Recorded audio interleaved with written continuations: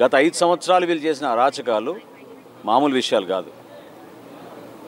ప్రభుత్వం నుంచి మీకు ఒక బాధ్యత అప్పచెప్పి ప్రజలు మిమ్మల్ని ఎన్నుకొని కీలకమైన శాఖలు పదవులు ఇచ్చినప్పుడు మనం సమాజానికి ఎంతో బాధ్యతతో పనిచేయాలి, విలువలతో కూడిన రాజకీయాలు చేయాలి. అది వదిలేసి స్వలాభం కోసం, కుటుంబ ఆస్తులు పెంచుకోవడానికి కోసం వ్యవస్థని దుర్వినియోగం చేసుకుని ఎవరు కూడా మమ్మల్ని ప్రశ్నించలేరు అనే అహంకారంతో వీళ్ళు చేసిన అవకతవకలు మామూలు విషయం కాదు. ఎప్పుడైతే సివిల్ సప్లైస్ డిపార్ట్మెంట్లో ఒక ప్రక్షాళన జరగాలి, కొన్ని పొరపాట్లు జరుగుతున్నాయని మా దృష్టికి వచ్చినాయో రాష్ట్ర వ్యాప్తంగా ఒక వీడియో కాన్ఫరెన్సు నవంబర్ 26వ తారీఖున రాష్ట్రంలో ఉన్న ప్రతి గోడౌన్లో ఉన్న యాజమానిని, అక్కడున్న మా డిస్ట్రిక్ట్ మేనేజర్ని, జాయింట్ కలెక్టర్ని మా పౌర సరఫరాల శాఖ నుంచి మా ఎండి గారు ఒక వీడియో కాన్ఫరెన్స్ ఏర్పాటు చేసి రేపు ఉదయం నుంచి మీరు ప్రతి బస్తా లెక్కపెట్టి ఆ గోడౌన్లో రిపోర్టు మాకు అందించాలని చెప్పి ఆదేశించడం జరిగింది. ఇది నవంబర్ 26వ తారీఖున. అదే రోజు రాత్రి జేఎస్ వేర్ హౌస్ పేరుని జయసుధా గారు హడావిడి చేసి మరుసటి రోజే మా దగ్గర బస్తాలు లెక్క తప్పింది. తప్పు మాది కాదు, అక్కడున్న వెయ్యి బ్రిడ్జ్ది. అంటే ఇట్లా 2 గోడౌన్లు పక్కన ఉంటే ఈ గోడౌన్లో తీసుకెళ్లిన సరుకు మరి మేము నిర్ధారించిన మేరకు పొరపాటు మాదని మేము ఒప్పుకుంటున్నాం అని వాళ్ళే స్వయంగా ప్రకటించారు, వాళ్ళే లెటర్లు రాశారు. అప్పుడు మా సివిల్ సప్లైస్ డిపార్ట్మెంట్ నుంచి మా నిబంధనల మేరకు 1 మెట్రిక్ టన్ దాటితే డబుల్ పెనాల్టీ వేస్తాం. ఆ విధంగా నిర్ధారించి వాళ్ళని 1,71,00,000 రూపాయలు వాళ్ళు కట్టాలని, ఇమ్మీడియట్గా వాళ్ళపైన క్రిమినల్ కేసులు తీసుకోవాలని 27వ తారీఖున మా సివిల్ సప్లైస్ ఎండి గారు అక్కడున్న మా జిల్లా యంత్రాంగానికి, జాయింట్ కలెక్టర్ గారికి, ఎస్పీ గారికి ఉత్తరం రాయడం జరిగింది. ఆ రోజు నుంచి కూడా వీళ్ళు సహకరించలేదు.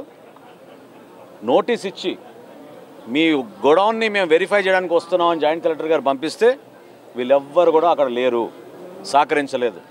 చివరికి పంచనామా చేసి పోలీసుల సమక్షంలో గోడౌన్ తాళాలు పగలగొట్టి లోపలికి వెళ్ళి వెరిఫై చేసి రికార్డ్స్ అన్నీ కూడా సీజ్ చేయడం జరిగింది.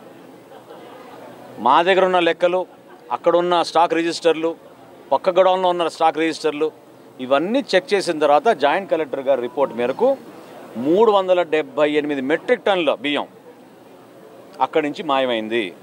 దీనికి ఏం సమాధానం చెప్తారు? అనవసరంగా మీరు ఒక ప్రెస్ కాన్ఫరెన్స్ పెట్టి, అంటే మీ కుటుంబ సభ్యుల పైన పేర్లు పెట్టమని మేము ఏమైనా చెప్పామా? మీ పేరే పెట్టుకోవచ్చు కదా, మీరు వ్యాపారం చేయొచ్చు కదా. మీరే 2021లో ఈ గోడౌన్ అప్పుడు ప్రభుత్వంలో ఉన్నారు కాబట్టి ఇన్వెస్టర్ గోడౌన్గా వీళ్ళు లాక్కుని ప్రభుత్వం నుంచి సంపాదించుకోవాలని ఓ దుర్మార్గమైన ఆలోచనతో చేసిన కార్యక్రమం ఇది. ఖచ్చితంగా ప్రక్షాళన జరుగుతుంది, కక్ష సాధింపు ఎక్కడ లేదు. గౌరవ ముఖ్యమంత్రి గారు పదే చెప్తా వచ్చారు. జిల్లా యంత్రాంగాన్ని కూడా హెచ్చరిస్తూ వస్తూ ఉన్నాం. జిల్లా ఎస్పీ గారిని కూడా మేము అదే కోరాం, విచారించండి. 378 మెట్రిక్ టన్నుల బియ్యం మాయమైందంటే ఎక్కడికి పోయింది? దీని వెనక ఎవరు? ఇక్కడి నుంచి తరలి వెళ్ళినప్పుడు ఎక్కడికి వెళ్ళింది? కాకినాడకి వెళ్ళిందా, విశాఖపట్నంకి వెళ్ళిందా, కృష్ణపట్నంకి వెళ్ళిందా? ఇన్వెస్టిగేషన్ పూర్తి అవ్వాలి కదా. వీళ్ళే హడావుడి చేసుకుని వీళ్ళే డీడీలు కట్టేసి తప్పు మేమే చేసామని వీళ్ళు సొంతంగా నిర్ధారించుకుంటే దాంతో సరిపోదు. నేను తెనాల్లో ప్రెస్ కాన్ఫరెన్స్ పెట్టినప్పుడు కూడా చాలా క్లియర్గా చెప్పాను, ఇన్వెస్టిగేషన్ పూర్తి అవ్వలేదు, వాళ్ళు తొందరపడి ఏదో లెక్క నిర్ధారణకు వచ్చారని అనుకుంటున్నారు. నిన్న నిర్ధారించారు 378 మెట్రిక్ టన్నుల బియ్యం అక్కడి నుంచి మాయమైంది. ఖచ్చితంగా దీనికి మీరు పెనాల్టీ కట్టాలి, క్రిమినల్ కేసెస్ మీ పైన పెడతారు. చట్ట ప్రకారంగా చేయాల్సిన కార్యక్రమాలు మా ప్రభుత్వం ఖచ్చితంగా చేస్తుంది. అంతేగాని ఇందులో ఎవరిని కూడా టార్గెట్ చేసి వ్యక్తిగతంగా ఇబ్బంది పెట్టాలన్న అవసరం కూటమి ప్రభుత్వానికి ఏనాడు కూడా లేదు. మీ నాయకుడు చేసినట్టు మా నాయకులు ఎప్పుడు చేయరు. పవన్ కళ్యాణ్ గారు కానీ చంద్రబాబు నాయుడు కానీ ఎప్పుడు కూడా